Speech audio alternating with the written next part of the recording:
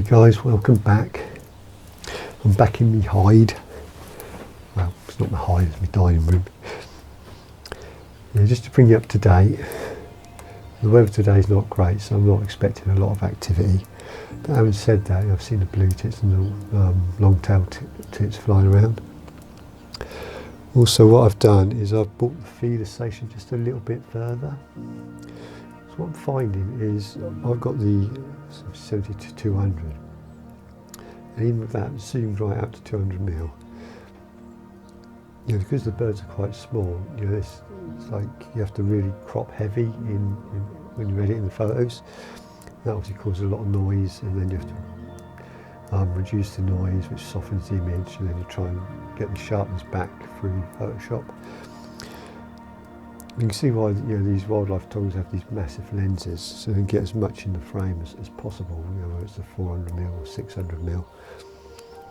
But yeah, it's kind of making do with what you've got. I'm quite happy here.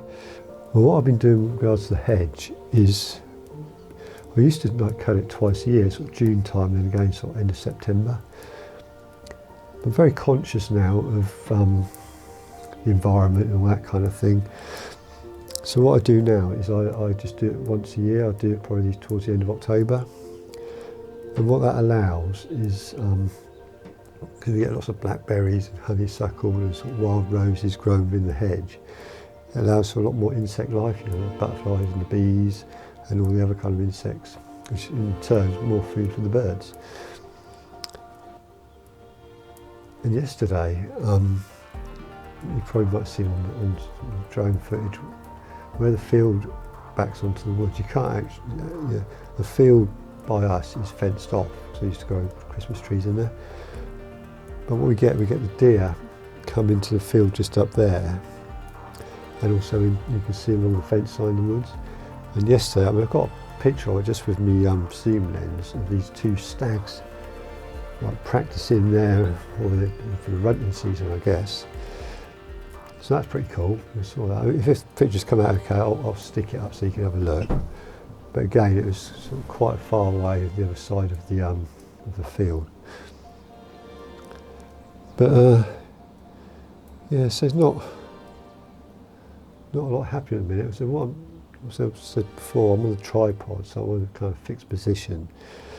And I've got this branch which I got from the back of the hedge the other day, set up, so I'm focused on that because I've noticed that the long-tailed tits especially quite like it on there.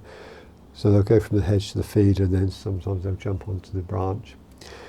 And I've actually seen them feeding on there as well, where I've tucked the fat balls into the little holes I drilled. So that's quite exciting, but that's a case of really having to be patient, because you see them going onto the feeder and you want to like turn the camera around and take a picture of that, and oh no. I'll tell you what I come across as well, other wildlife videos on YouTube. I've come across this young lady, Danny Connor. I think it's Danny Connor Wildlife. She's got a YouTube channel. If you can, check it out. She's really, really good. And yeah, she's a wildlife photographer. And she did this video of puffins. And of course, I love puffins. That's one of my bucket list things, is to see a puffin in real life. But where she was, I think it was Skoma, and they were just walking around. They didn't seem fazed by humans at all. So that'd be pretty cool. But she's really into red squirrels, and you know, she does a lot of like camera trap photography. And these red squirrels, we have them in Brownsea Island, across the way there. And one day we spent the whole day trying to find a red squirrel. Do you think we could find one? No. But where she is, I think she's staying in Sweden, and you know, they obviously got used to her because they're literally there, right next to her. How cool would that be?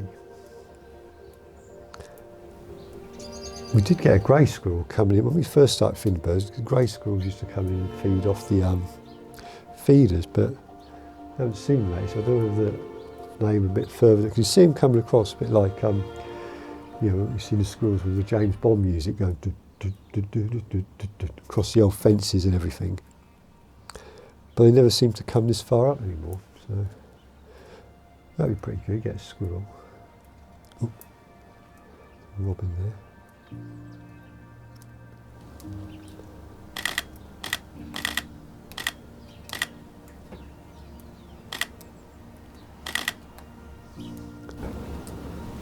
Well, that's quite exciting. When I was chatting to you, a robin just landed on the branch and started feeding. The other thing, when we're doing the continuous shoot, you don't realise how many pictures you take.